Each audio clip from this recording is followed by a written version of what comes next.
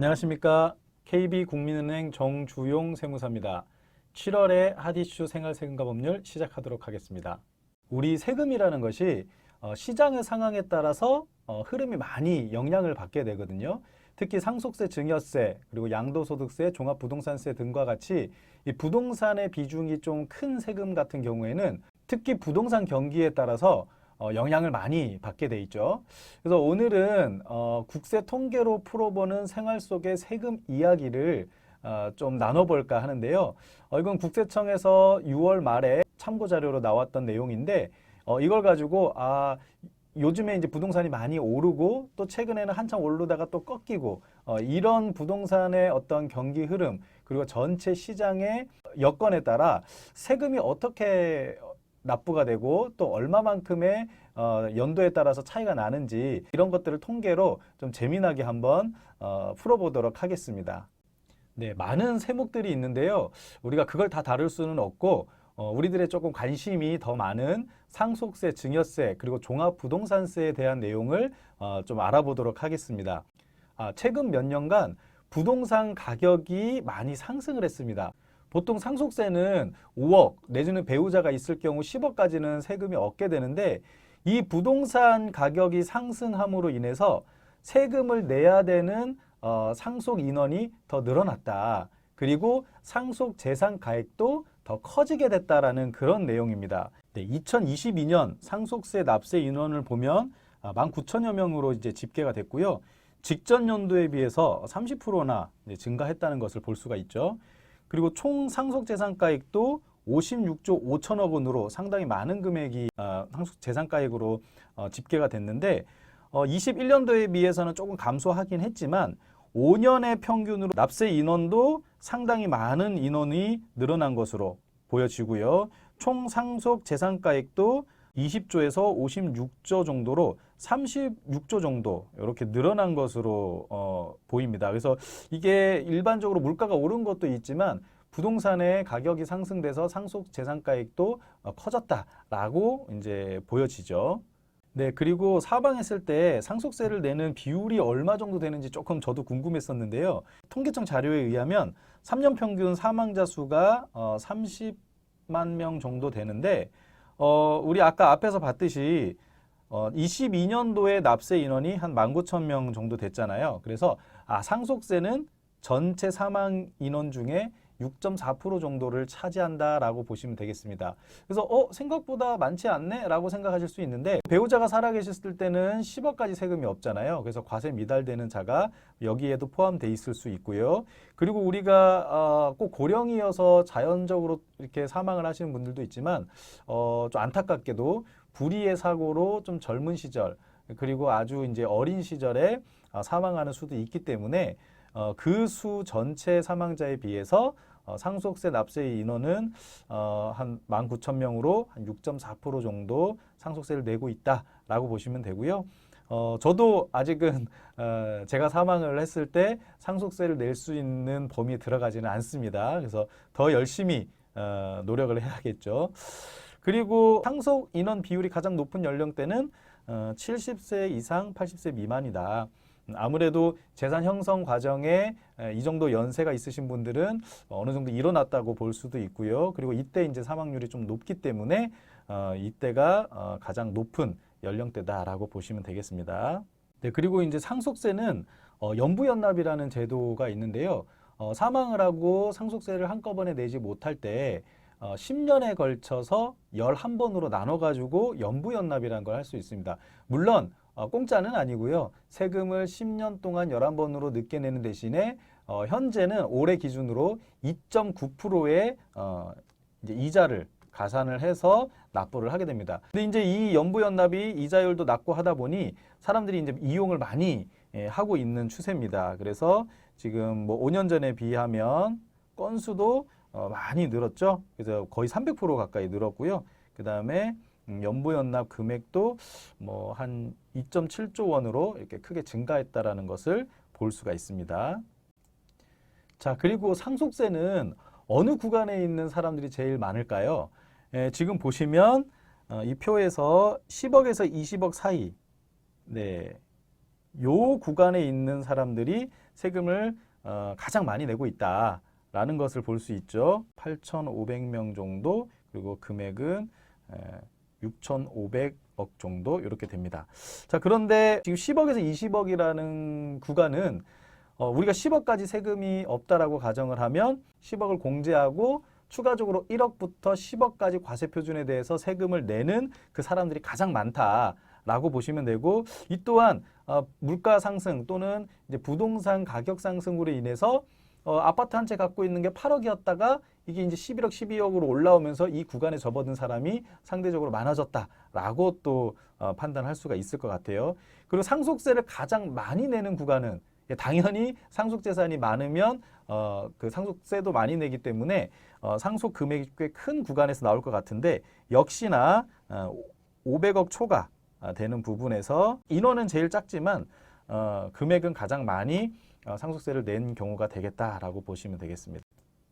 네, 아까 상속 재산이 10억에서 20억 사이에 납세 인원이 제일 많다라고 했는데, 그거는 이제 상속 재산이 10억에서 20억 사이지만 5억을 공제받는 사람도 있고 10억을 공제받는 사람도 있고 못 받는 사람도 있거든요. 그러면 이제 공제는 개인마다 다르지만 다 받았다고 가정하고 세율을 곱하기 전 과세 표준 금액이 얼마인 구간이 제일 또 납세 인원이 많을까라고 봤더니 1억 원에서 3억 원 사이, 이 금액 구간에 있는 납세 인원이 제일 많았더라. 자, 그러면 상속 재산 중에서 어떤 재산들이 좀 비중을 많이 차지하고 있나, 이런 통계도 좀 나왔는데요. 지금 보시게 되면 부동산, 토지와 건물이죠. 그리고 유가증권, 대부분이 이제 뭐 주식이 될 겁니다. 그래서 이런 것들, 부동산과 유가증권이 총 83%를 차지하고 있다. 사망 시까지 보유하는 재산이 부동산과 주식이 제일 많은 비중을 차지하고 있더라라고 좀 보시면 될 것 같아요. 그리고 이 부분이 저한테는 조금 흥미로운 통계인데요. 납세지별로 총 상속 재산가액이 지역 순으로 어디가 많냐라고 했을 때, 서울은 이제 뭐 단연 우리가 1등인 걸 알죠. 서울은 이렇게 이제 높은데 2등이 제주도예요. 3등이 경기도고. 저는 2등이 경기도일 줄 알았는데 의외로 제주도가 11.7조 원에 해당이 돼서 알짜분들이 제주도에 많이 사신다. 그리고 제주도에 계신 분들이 다른 지역에 좀 투자를 하신 분들도 많을 거다라고 예측을 해봅니다. 네, 최근 몇 년간 부동산 경기가 급격하게 상승을 했다가 작년부터 이제 한풀 꺾여서 이제 하락을 하게 됐잖아요. 이게 이제 바닥을 찍고 지금 올라가는 것인지 아니면 잠시 올라갔다가 다시 하락할 건지는 이제 우리가 좀 예측하기는 어렵지만, 어쨌든 2022년도에는 부동산 경기가 일부 하락하고 주춤했던 건 사실이다. 그걸로 인해서 부동산이 계속 하락할 거야. 사람의 심리가 떨어지면 계속 떨어질 거라고 생각하는 또 심리가 작용하기 때문에 더 떨어지면 증여해야지 라고 생각을 하면서 아마 증여 건수가 감소됐을 것으로 판단이 됩니다. 그래서 증여 건수가 작년 대비해서 이렇게 감소를 했고요. 그 다음에 증여 재산가액도 25% 정도 이렇게 감소를 했습니다. 그리고 신고 건수도 5년 전에 비해서는 뭐 이게 당연히 이제 늘었겠죠. 금액도 일부 늘었고요. 그래서 전체적으로는 물가 상승률에 대비해서 오르긴 오르지만 일시적인 작년에 부동산 가격이 이제 또 하락함으로 인해서 증여 건수와 증여 금액이 또 줄어들었다라고 통계를 보면 확인을 할 수가 있을 거예요. 그리고 앞에서 이제 상속세 재산의 종류는 부동산과 유가증권을 많이 차지했는데요. 지금은 증여재산가액의 비중을 보면 이것도 좀 흥미롭습니다. 부동산과 금융자산이 차지하는 비율이 74%나 돼요. 그래서 유가증권보다 토지 건물은 당연히 부동산은 증여가 많이 되고요.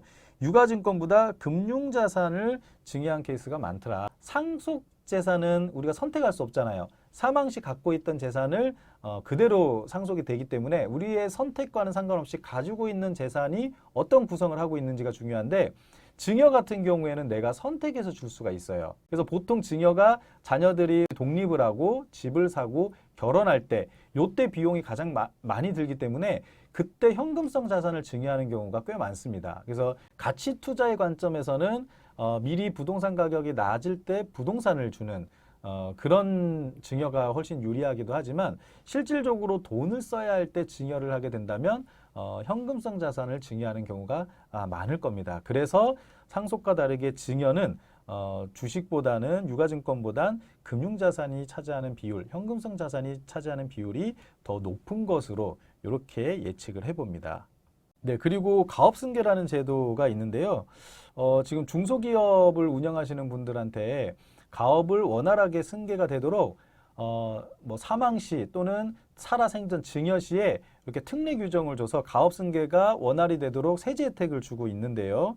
그 가업승계도 점점 늘어나는 추세고요. 그 다음에 살아생전에 증여를 해서 가업을 승계하는 증여세 과세 특례도 이렇게 점점 늘어나고 있습니다. 자, 이거 뭐 간단히 뭐 설명을 드리면 가업상속 공제, 즉 사망했을 때 혜택을 주는 건데요. 피상속인이 10년 이상 운영한 중소기업 또는 이제 중견기업도 이제 들어가게 되는데 그때 최대 600억까지 공제를 해서 상속세 부담을 경감시켜주는 그런 제도고요. 그 다음에 사망 전에 미리 주식을 증여하면서 가업승계를 할 수 있는데 이게 이제 증여세 과세 특례라고 합니다. 물론 이것도 한도가 600억인데요. 요거는 이제 10%에서 20%로 낮은 세율로 세금을 계산해서 증여세를 낼 수 있도록 이렇게 이제 특혜를 주고 있는 제도입니다. 이것들을 이제 활용해서 가업승계를 준비하시는 분들이 있는데 요게 이제 점점 증가되고 있는 추세다라고 보시면 되고요. 요거 하나 보시면 국세청에서 이제 작년부터 가업승계를 계획하고 있거나 이미 진행하고 있는 중소기업을 상대로 해서 가업승계 세무 컨설팅을 해주고 있습니다. 작년에 이제 9월에 1기가 시작이 됐고요. 이번에 9월에 2기를 새롭게 모집을 하는데 지금 7월 달 요 한 달 동안 2기를 모집하기 때문에 혹시 관심이 있으신 분들은 국세청에 2기로 가업승계 세무 컨설팅을 신청하시게 되면 요건도 봐주고 진단도 해주고 사후관리까지 상담을 진행을 하고 있습니다. 그래서 좀 필요하신 분들은 요 지원하고 있는 것들을 좀 활용하시는 것도 괜찮은 좀 방법일 것 같아요. 네, 여기서부터는 이제 종합부동산세인데요. 종합부동산세도 이전 정권에서부터 이제 많이 세율이라든지 뭐 공시가격이 많이 올라서 전반적으로는 이렇게 인원과 금액이 증가된 것으로 좀 볼 수가 있습니다. 그런데 21년 대비 22년도에는 이제 결정세액이 많이 줄었죠. 요거는 이제 공시가격에서 세율을 곱하기 전에 일정 비율을 곱해서 거기에 대해서만 과세를 하는 공정시장가액 비율이라는 게 있는데 그게 이제 60%로 좀 낮아졌고요. 그 다음에 일시적 2주택 규정도 새로 생기고 그다음에 세율 인하도 일부 있었기 때문에 이렇게 좀 일시적으로 감소했던 효과가 발생을 했고요. 아마 올해 23년도 종합부동산세는 작년보다도 더 줄어들 것으로 보여집니다. 그래서 중과 세율도 뭐 3주택 이상 일정 금액 이상부터 이제 중과를 하고 있고 그리고 공제 금액도 늘렸고 공정시장가액 비율도 이렇게 60%로 유지하기로 했기 때문에 아마 작년보다는 올해 종합부동산세가 더 줄어들 것으로 좀 예측이 됩니다. 그리고 5년 전 대비 결정세액이 어디가 증가됐는지 지역으로 보면 세종시가 가장 증가가 높았고요. 그 다음에 광주광역시 그리고 전라북도 순으로 이렇게 높았고요. 서울시에서는 강동구가 가장 높았네요.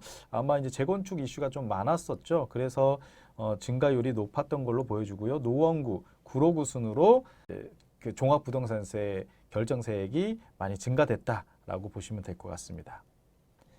자, 그 다음에 1세대 1주택자도 5년간 인원이 늘었고요.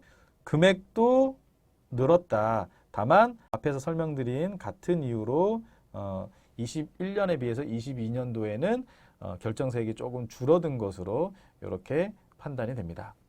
자, 여기까지 이번 달은 조금 색다른 국세 통계로 우리 세금 이야기를 좀 다뤄보려고 이 주제를 가지고 왔습니다. 그래서 이 주제는 이 시간 또는 이 자료가 아니면 여러분들이 통계로 세금을 접하기에는 쉽지는 않을 거예요. 그래서 오늘 이 시간을 통해서 통계로 시장 흐름에 따라 세금이 이렇게 영향을 받는구나 라고 생각을 하시면 좋을 것 같아요. 자, 여기까지 7월의 핫이슈 생활세금과 법률 마치도록 하겠습니다. 저는 다음 달에 더 재밌고 알찬 내용을 가지고 찾아뵙도록 하겠습니다. 감사합니다.